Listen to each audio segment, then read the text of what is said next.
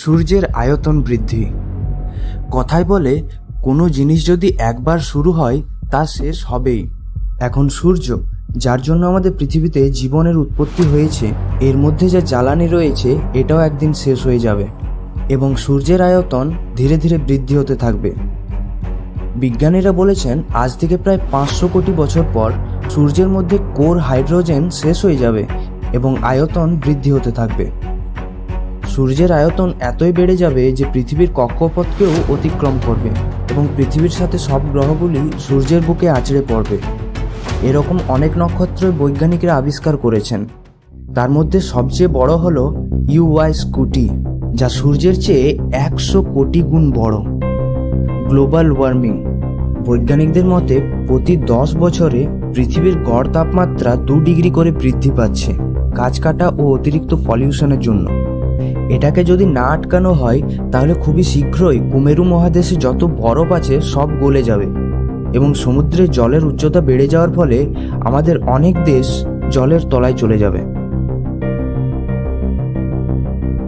ভিডিওতে যেমন দেখছেন এত ভয়ানক না হলেও সব মহাদেশের প্রায় 70% জায়গা জলে ডুবে যাবে। আমাদের দেশের অধিকাংশ দক্ষিণাংশটাই জলের তলায় চলে যাবে। থাকার জায়গা ও খাবারের অভাবের জন্য পৃথিবীর সব জীবের মৃত্যু ঘটবে। তখন শুধুমাত্র জলের প্রাণীরাই বেঁচে থাকবে, তাও ধীরে ধীরে 200 থেকে 300 বছরের মধ্যে সেগুলো মরে যাবে। পৃথিবীর অধিকাংশ জায়গাতেই সুপার ভলক্যানো বা আগ্নেয়গিরি রয়েছে।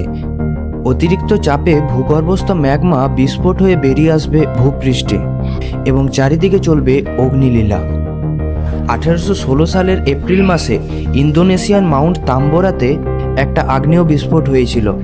মাউন্ট তাম্বোরার আগের উচ্চতা ছিল 13,000 ফিট। বিস্ফোট হওয়ার পর তার উচ্চতা হয়ে দাঁড়ায় 9,000 ফিটে। এতে হাজার হাজার মানুষের মৃত্যু হয়। আগ্নেয়গিরির মুখ থেকে বিষাক্ত গ্যাস বের হয়ে বাতাসে মিশে যায় এবং বাতাস বিষাক্তময় হয়ে ওঠে। পরে প্রায় আরও 1 লক্ষ মানুষের মৃত্যু হয়। ভূবিজ্ঞানীরা বলে এর গর্ভে প্রায় 1000 ঘনমিটার ম্যাগমা ছিল, কিন্তু সুপার ভলক্যানোতে প্রায় 800 থেকে 900 ঘন কিলোমিটার ম্যাগমা থাকে। একটা সুপার ভলক্যানোর বিস্ফোটে পুরো পৃথিবী শেষ হয়ে যাবে। এরপর হচ্ছে নম্বর 2, সোলার ফ্লেয়ার্স। সূর্যে প্রায় সবসময় বিভিন্ন ধরনের ভয়ানক বিস্ফোরণ হতে থাকে। এই একটা বিস্ফোরণের ক্ষমতা প্রায় 1000টা হাইড্রোজেন বোমার সমান। এই বিস্ফোরণগুলির জন্য সোলার ফ্লেয়ার্স তৈরি হয়। সূর্য থেকে যা বিকিরণ হয়ে যায়, কখনো কখনো এগুলো পৃথিবীর সোজাও চলে আসে। পৃথিবীর চৌম্বক ক্ষেত্রের জন্য ভেতরের বায়ুমণ্ডলে তা ঢুকতে পারে না। কিন্তু খুব বেশি শক্তিশালী সম্পন্ন সোলার ফ্লেয়ার্স যদি পৃথিবীর দিকে আছড়ে পড়ে তাহলে পৃথিবীর চৌম্বক ক্ষেত্র তা আটকাতে পারবে না ও এর রেডিয়েশন এতই বেশি যে নিমেষে পৃথিবীর সব প্রাণী একসাথে মারা যাবে। সূর্য, যার জন্য পৃথিবীতে জীবনের উৎপত্তি, একদিন সেই সব শেষ করে দেবে। এবার পৃথিবীর কাছে সবচেয়ে বড় ভয় হলো অ্যাস্টেরয়েডস বা ক্ষুদ্র গ্রহ। মহাকাশে প্রায় সর্বত্রই বড় বড় পাথরের চাই ভেসে বেড়ায়। কখনো তা কোনো গ্রহের বুকে আছড়ে পড়ে, আবার কখনো কোনো নক্ষত্রের বুকে। আমাদের একমাত্র উপগ্রহ চাঁদ, এর গায়ে যেসব দাগ দেখতে পাওয়া যায় এগুলো সব অ্যাস্টেরয়েডসের জন্যই।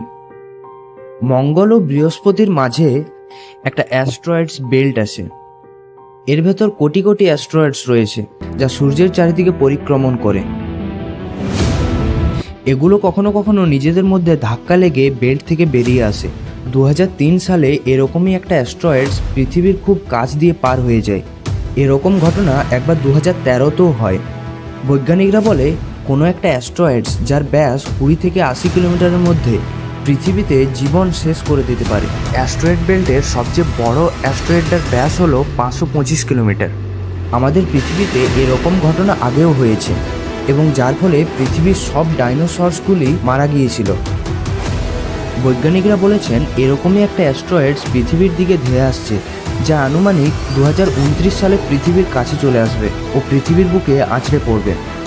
তবে ভয়ের কোনো কারণ নেই, বিজ্ঞানীরা তার দিক পরিবর্তনের জন্য এখন থেকেই লেগে পড়েছে। এগুলো ছাড়াও পৃথিবী ধ্বংসের আরও অনেক কারণ রয়েছে।